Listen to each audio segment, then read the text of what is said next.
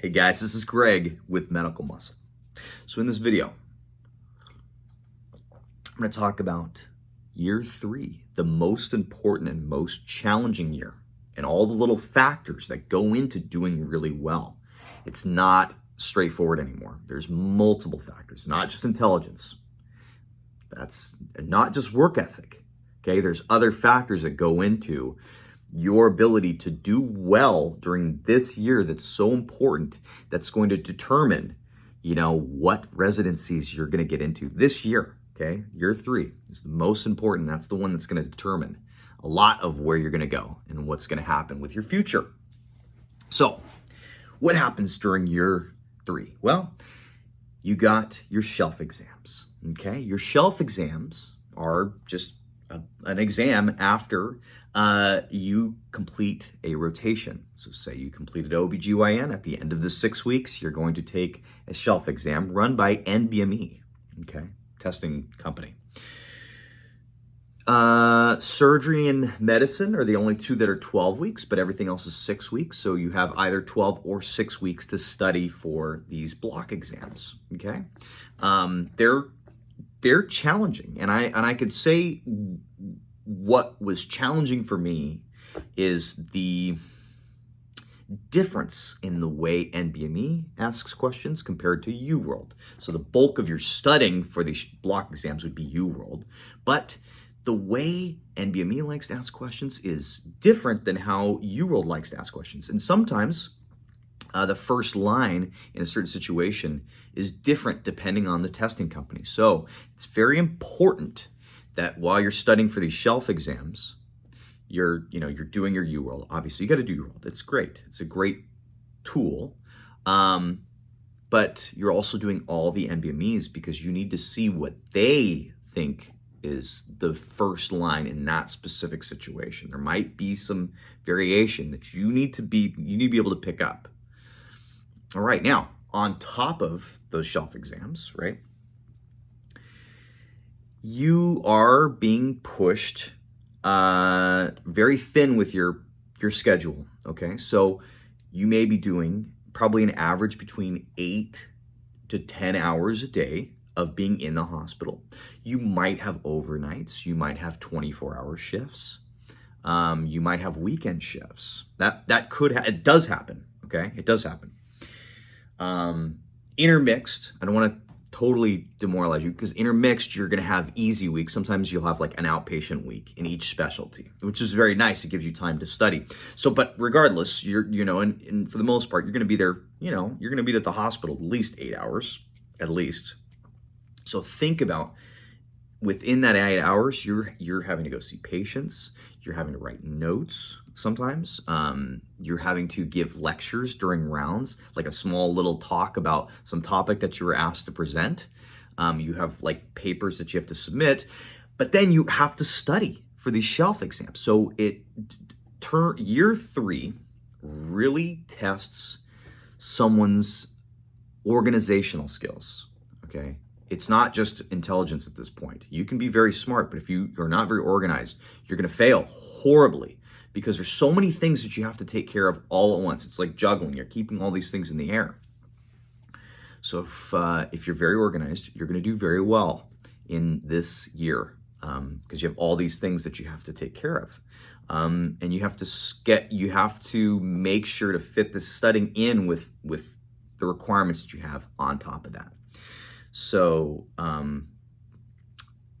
another thing, a big thing during your year 3, kind of early, I started in August of 2022, and like by January, you start doing your electives. You start scheduling your electives for the following year.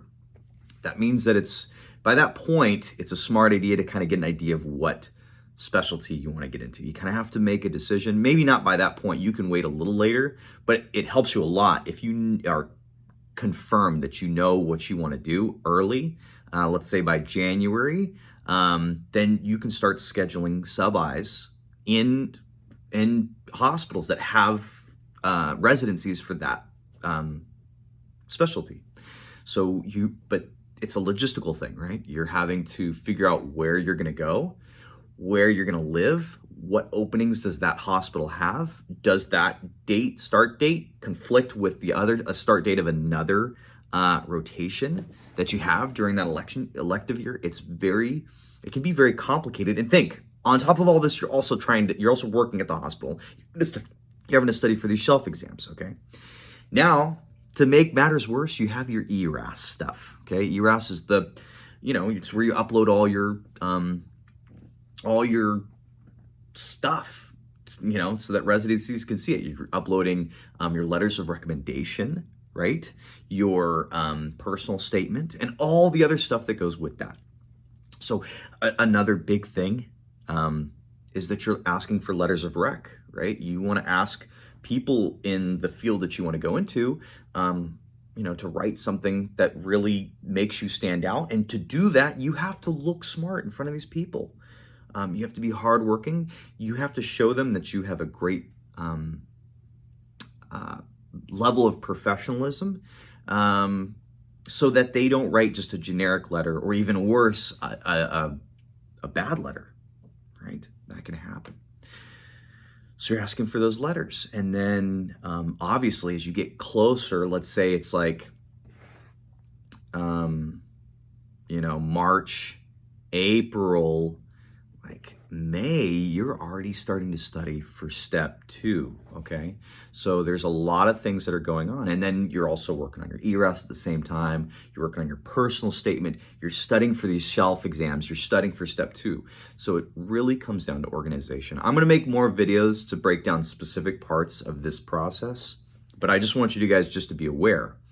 I think, this is a big weed out.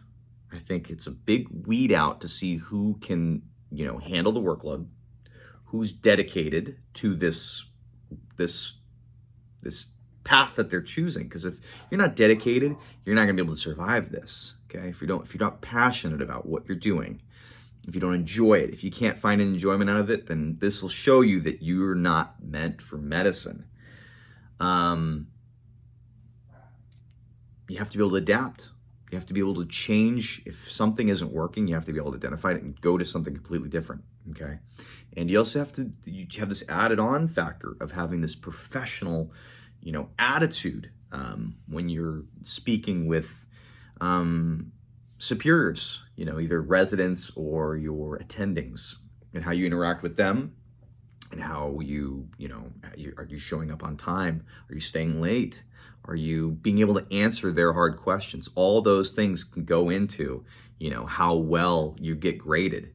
Sometimes it has very little to do with how your scores are, okay? That's just another factor that I want you guys to think about. But it is doable, and the nice thing is it's just 1 year, and then year 4 is just so nice and comfy. It's incredible. This is the most relaxed I've been. I really think that medical school is really only 3 years. The 4th year is just, coasting off of all your hard work. So in the future, I'm going to be making more videos that discuss specific parts of this. I just want to make this as an overview. And if you guys could like and subscribe this video, and then please leave me a comment with any specific videos that you guys would like me to cover for future videos. All right, guys, I hope you are doing really well, and keep kicking butt.